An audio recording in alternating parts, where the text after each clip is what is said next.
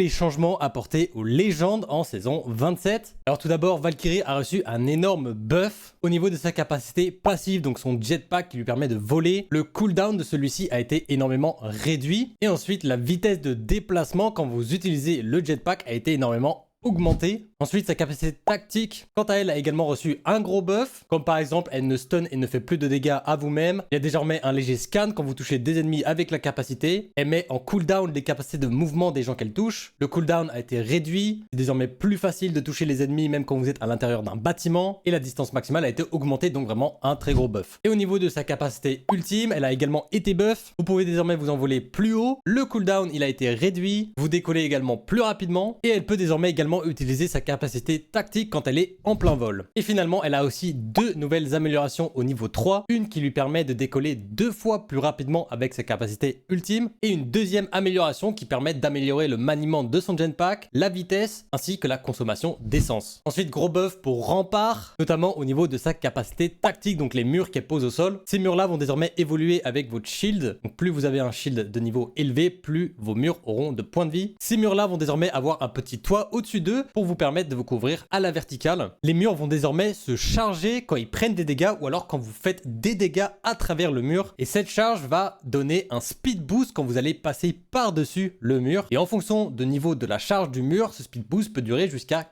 15 secondes. Le speed boost sera automatiquement donné à tous les coéquipiers proches du mur si ce mur est détruit. Elle a désormais également deux nouvelles améliorations au niveau 2. Une qui lui permet concrètement d'avoir le passif de la classe assaut, donc plus de munitions dans l'inventaire, plus de grenades et ouvrir les caisses rouges. Et une deuxième amélioration qui permet d'avoir des munitions infinies ainsi qu'un rechargement rapide quand vous êtes derrière les murs de sa capacité tactique. Et elle a une nouvelle amélioration au niveau 3 qui permet de faire en sorte que ces murs se régénèrent automatiquement quand ils ne prennent pas de dégâts pendant une certaine période. Le troisième gros buff de cette saison est pour Horizon, qui tout d'abord au niveau de sa capacité tactique va voir la vitesse pour monter sur sa capacité augmenter. Vous pouvez également rester plus longtemps tout en haut de votre capacité et le cooldown de la capacité va être réduit. Ensuite au niveau de sa capacité ultime, le cooldown de celle-ci va également être réduit et les points de vie de celle-ci va être augmenté. Ensuite au niveau de ses améliorations, elle a deux nouvelles améliorations au niveau 2. Une qui va faire en sorte que si vous vous accroupissez à la sortie de votre capacité tactique, vous allez redescendre plus rapidement au sol. Et une deuxième qui va tout simplement vous donner le passif de Lifeline, donc vous allez pouvoir voler à la sortie de votre capacité tactique. Et au niveau 3, elle a une nouvelle amélioration qui lui permet de récupérer des charges de sa capacité tactique quand elle prend un knock. Et finalement, revenant à Léger Nerf qui voit la vitesse maximale qu'il peut atteindre avec sa capacité tactique réduite. Faites-moi savoir ce que vous pensez de tous ces changements en commentaire. Et comme d'habitude, n'oubliez pas de liker la vidéo, de la partager, mais surtout de vous abonner, ça me soutient énormément. Merci à vous et on se retrouve très bientôt